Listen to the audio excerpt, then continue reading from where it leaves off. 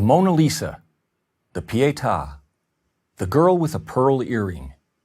For a score of centuries, artists enriched Western society with their works of astonishing beauty. The Night Watch, the Thinker, the Rocky Mountains. Master after master, from Leonardo to Rembrandt to Bierstadt, produced works that inspired, uplifted, and deepened us. And they did this by demanding of themselves the highest standards of excellence, improving upon the work of each previous generation of masters, and continuing to aspire to the highest quality attainable. But something happened on the way to the 20th century. The profound, the inspiring, and the beautiful were replaced by the new, the different, and the ugly. Today, the silly, the pointless, and the purely offensive are held up as the best of modern art. Michelangelo carved his David out of a rock. The Los Angeles County Museum of Art just offers us a rock. A rock. All 340 tons of it. That's how far standards have fallen. How did this happen?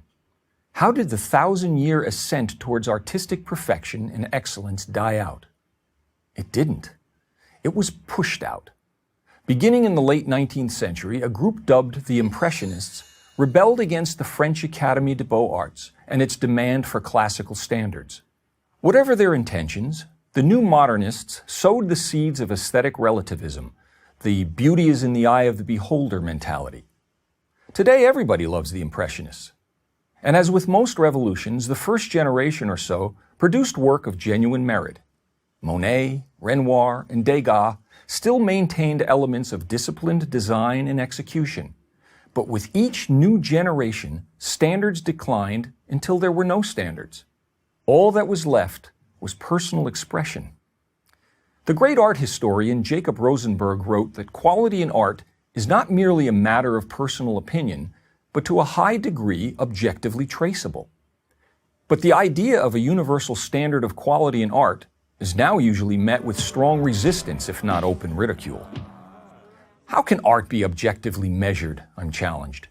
In responding, I simply point to the artistic results produced by universal standards compared to what is produced by relativism.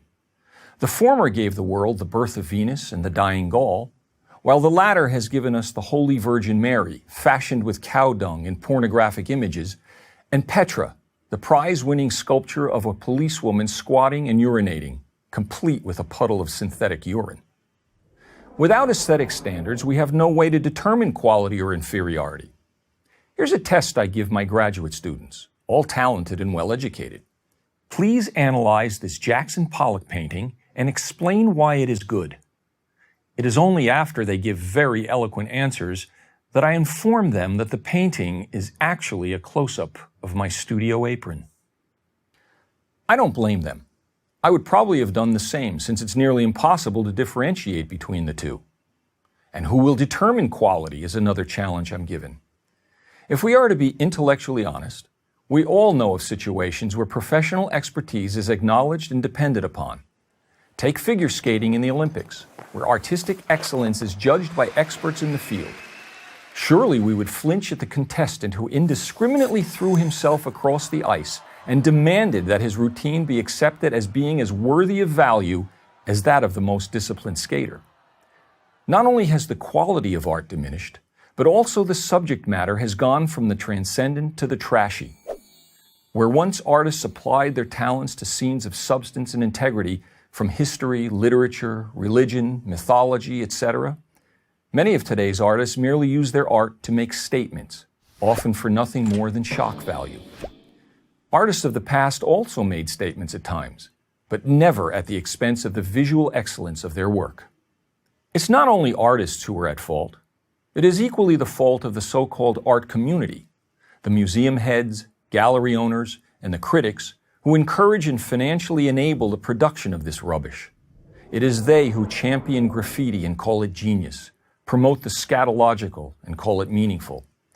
It is they who, in reality, are the naked emperors of art, for who else would spend $10 million on a rock and think it is art? But why do we have to be victims of all this bad taste? We don't.